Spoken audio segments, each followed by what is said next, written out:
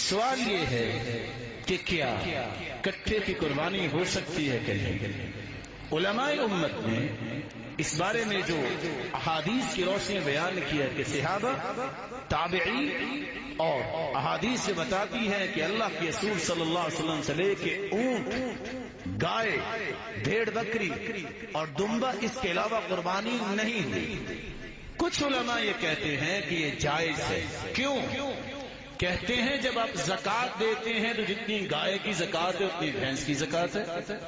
قیاس میں صالح بن محمد العثیمین اور دیگر علماء کہتے ہیں اگر قیاس سے قربانی کرنی ہے تو نیل گائے کو بھی تو قربان کیا جا سکتا ہے نا، وہ بھی تو گائے کی ایک قسم ہے، جس طرح آپ بھینس کو گائے کی قسم بناتے ہیں، تو وہ کیوں نہیں کرتے؟ کسی نے نہیں کہا۔ تو قیاس سے قربانی نہیں ہوگی، نفس سے قربانی ہوگی۔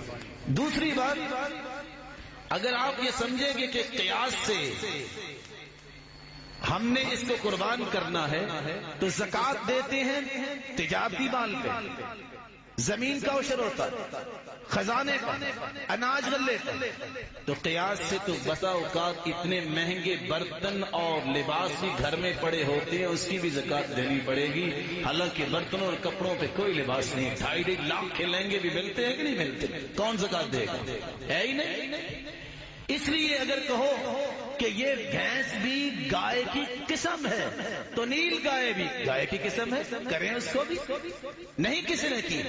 اس لیے ہمیں اللہ رب العزت کے اس فرمان اور احادیث کی روشنی میں ہی قربانی کرنی چاہیے، اور وہ یہ ہے کہ آپ اونٹ میں، گائے میں، بھیڑ بکری میں، ان 8 جانوروں میں سے کسی ایک کی قربانی کیجیے۔